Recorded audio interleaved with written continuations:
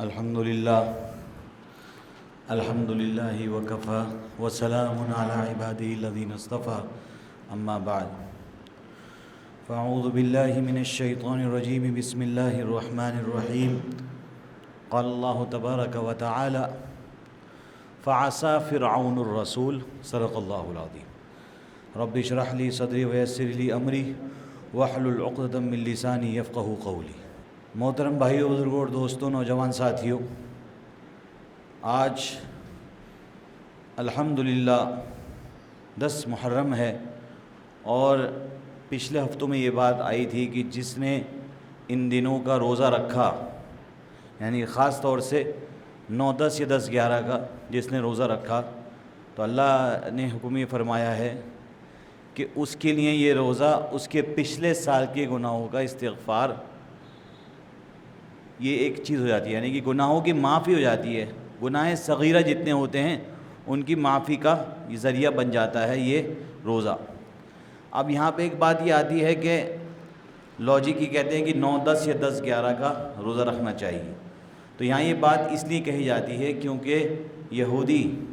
جو تھے وہ بھی روزہ رکھا کرتے تھے، تو ہمیں ان کی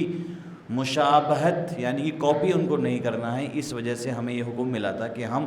9-10 یا 10-11 کا روزہ رکھیں۔ بہرحال سنت نبوی تو یہی ہے کہ عاشورہ کا روزہ رکھ لینا چاہیے،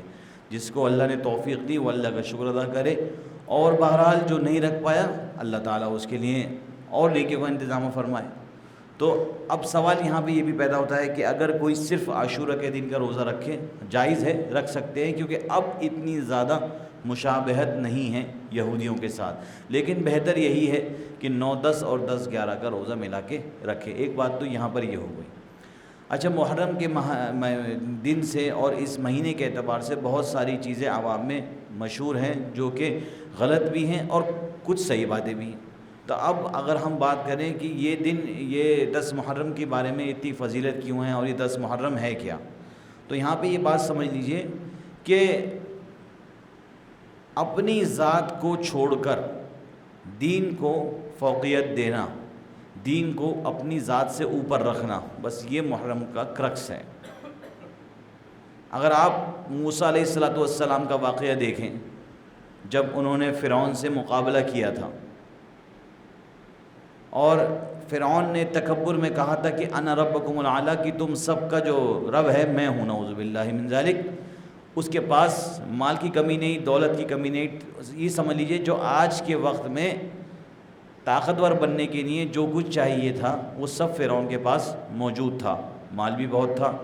پاور بھی بہت تھی، رسوخ بھی بہت تھے، ٹیکنالوجی بھی بہت تھی، اس زمانے کے اعتبار سے سب کچھ تھا، لیکن جب اس کے سامنے موسیٰ علیہ السلام کا دین آیا، موسیٰ علیہ السلام نے بحکم ربی اسے یہ دین کی دعوت دی تو اس نے اسے قبول نہیں کیا۔ تو قرآن کی یہی آیت ہے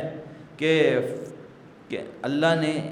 فرعون کو دعوت پہنچوائی، اللہ نے فرعون کی قوم کو دعوت پہنچائی، وہ بھی اتفاق سے محرم کا مہینہ تھا، اور جب فرعون کو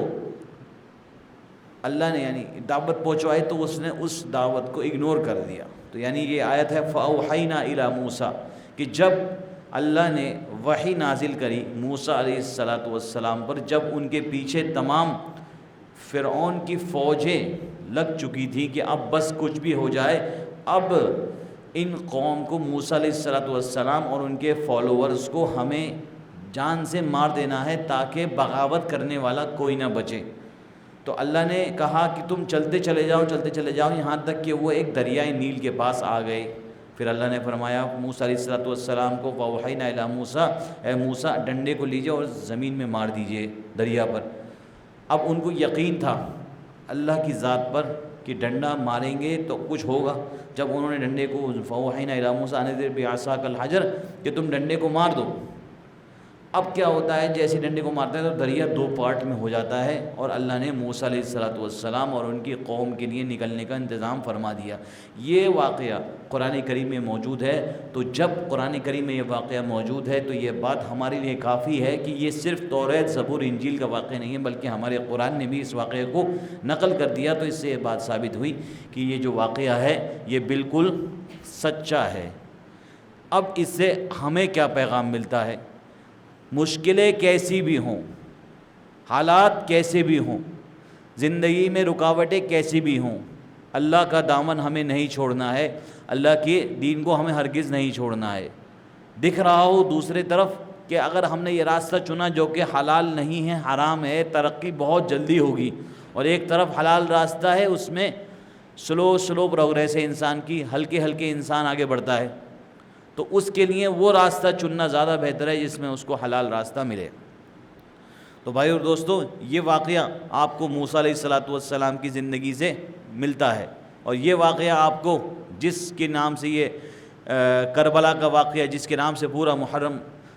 کے مہینے میں بہت سارے لوگ الگ الگ طریقے سے، کوئی حضرات حسنین کے لیے غم مناتا ہے، کوئی کچھ کرتا ہے، کوئی کچھ کرتا ہے۔ بہرحال اگر ہم واقعے کی طرف نہ جاتے ہوئے اس کے کرکس پہ جائیں تو اس کا نتیجہ یہی ہے کہ اللہ نے حضرات حسنین کو دین کے لیے قبول فرما لیا، اور انہوں نے اپنے نبی علیہ السلام کے خاندان نے ایمان کے بچانے کے لیے اور ہم تک ایمان کو پہنچانے کے لیے اپنے پورے خاندان کو داؤ پر لگا دیا۔ تو یہ ہے اصلی پیغام۔ اب کوئی الگ الگ طریقے سے، کوئی اب آپ پوچھیں، کوئی جو اپنے آپ کو پیٹتے ہیں،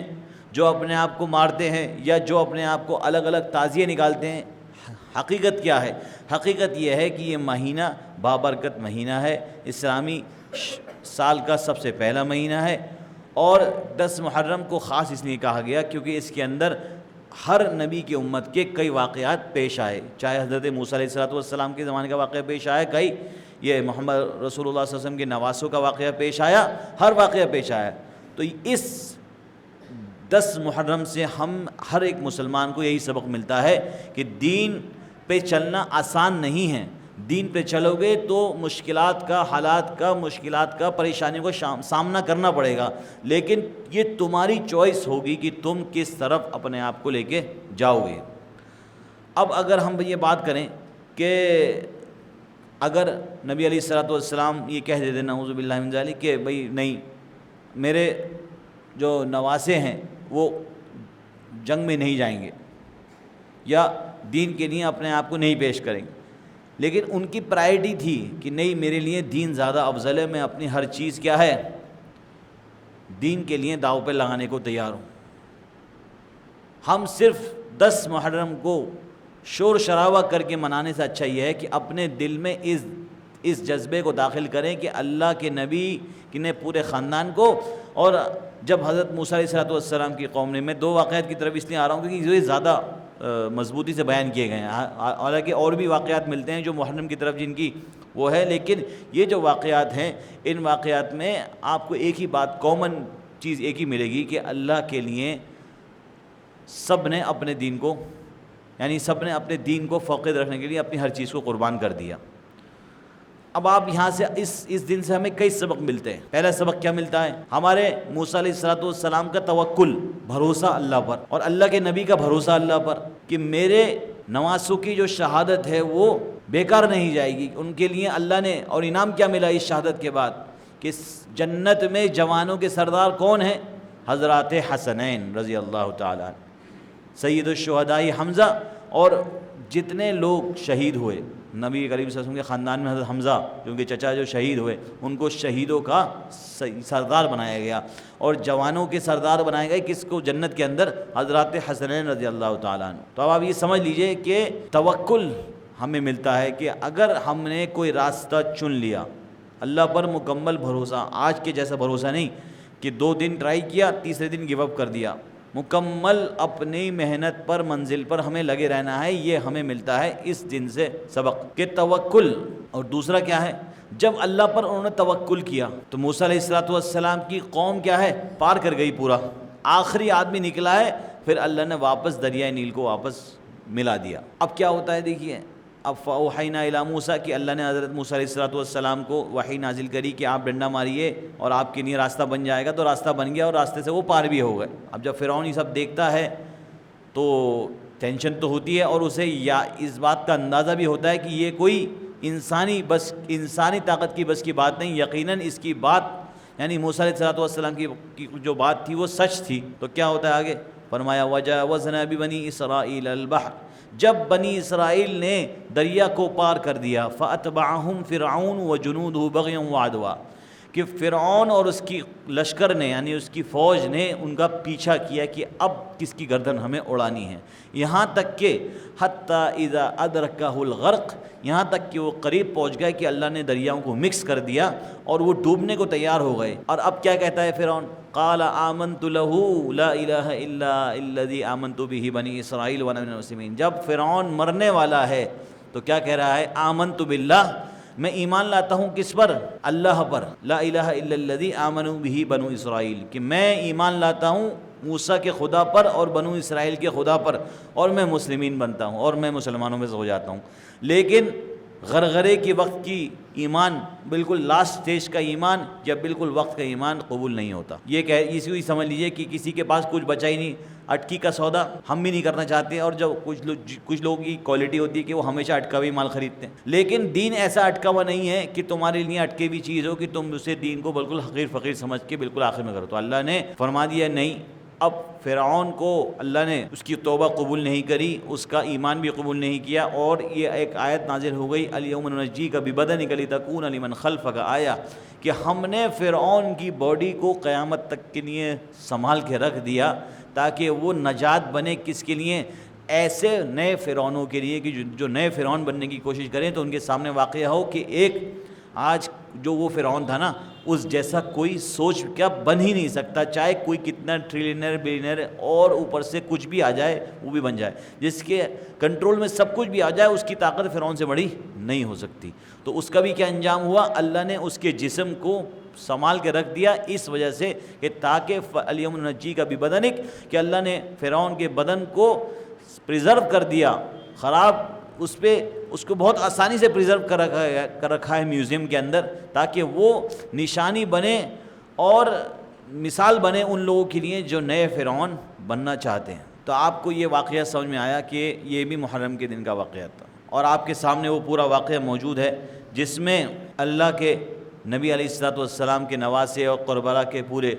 زبردست جنگ کا واقعہ پیش آیا، لیکن اس جنگ کے بعد بھی کامیابی اللہ نے ان کو دی، اور کس طریقے سے پورے دین کو غالب فرمایا۔ تو میرے بھائی دوستو، اس مقصد سے ہمیں یہی سبق ملتا ہے کہ ہمیں اپنے اندر 3 کوالٹیز پیدا کر رہی ہیں۔ ایک،